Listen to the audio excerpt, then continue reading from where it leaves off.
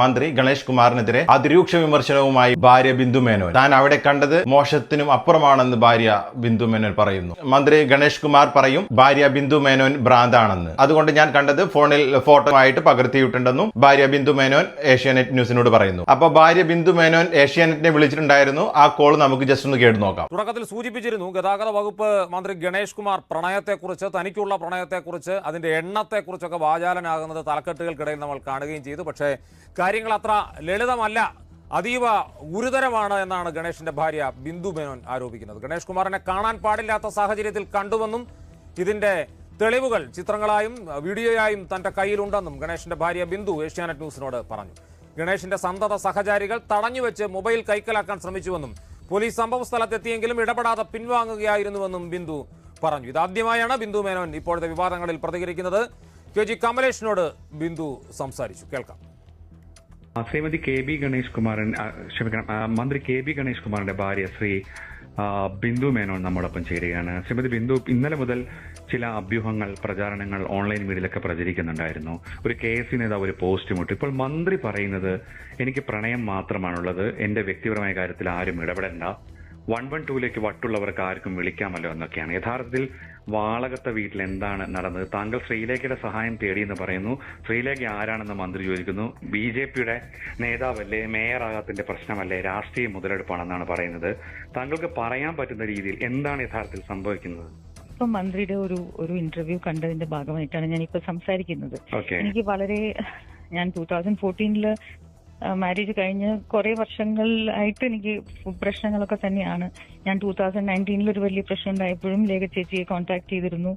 എന്റെ cousin brother, അതായത് എന്റെ പപ്പയുടെ സിസ്റ്ററുടെ മോനാണ് ശ്രീലേഖയുടെ ഹസ്ബൻഡ്. അതെ. അപ്പോൾ ഞാൻ 2019 കോൺടാക്ട് ചെയ്തിരുന്നു. അന്ന് ഇതുപോലൊരു കോംപ്രമൈസിനായിട്ട് ഞങ്ങൾ സംസാരിക്കുകയെല്ലാം ചെയ്തിരുന്നു. അത് കഴിഞ്ഞിട്ട് ഞങ്ങൾ ഒരുമിച്ച് താമസിക്കുന്നു. പല പ്രശ്നങ്ങളും ഉണ്ടായിട്ടുണ്ട് ഞങ്ങൾ തമ്മിൽ. ഇതെല്ലാം എല്ലാവർക്കും അറിയുന്ന വിഷയങ്ങളാണ്.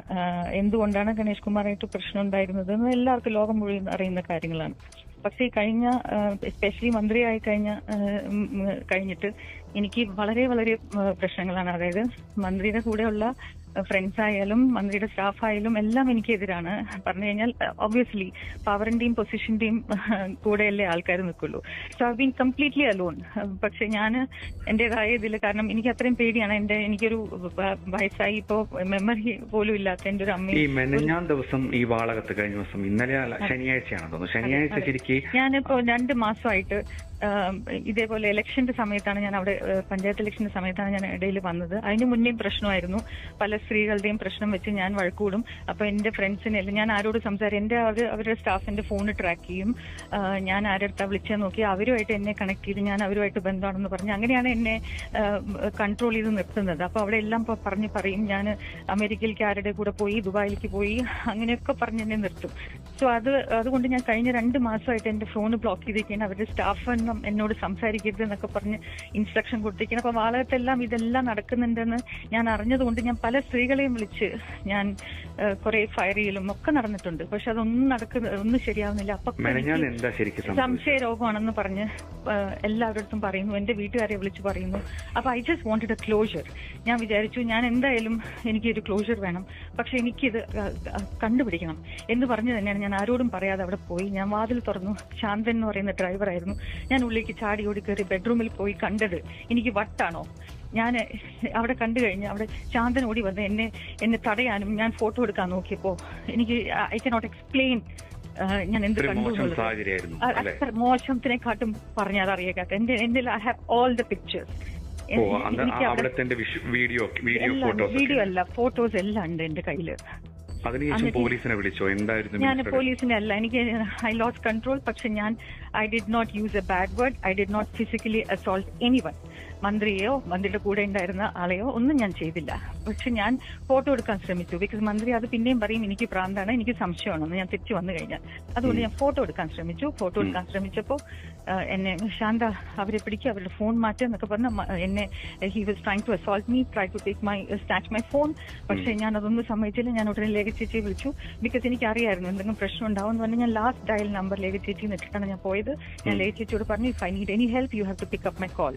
അത് അല്ലാതെ ഒരു BJP സ്ഥാനാർത്ഥി ഒന്നുമല്ല. ചേച്ചി എന്റെ ബ്രദറിനെ കല്യാണം കഴിച്ചിട്ട് എത്രയോ വർഷങ്ങളായി. സോ അത് വിളിച്ചു. അപ്പൊ ചേച്ചി പറഞ്ഞു, Bindu immediately you call control room 112. അങ്ങനെയാണ് ഞാൻ വിളിച്ചത്. ഞാൻ ലേഖ ചേച്ചി എന്ന് പറഞ്ഞ് വിളിച്ച് കണ്ടപ്പോൾ അവരെന്നെ ഒന്നും ചെയ്യാൻ അവർക്ക് പറ്റിയില്ല. ഞാൻ ഓടി, ഐ റാൻ ഔട്ട്.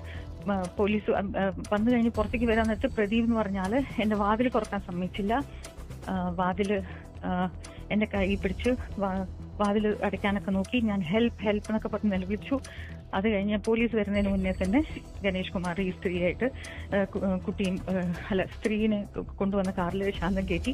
ശാന്തം കൊണ്ടുപോയി ഗണേഷ് കുമാർ ഉള്ളിലേക്ക് ഓടി വാതിലടച്ചു.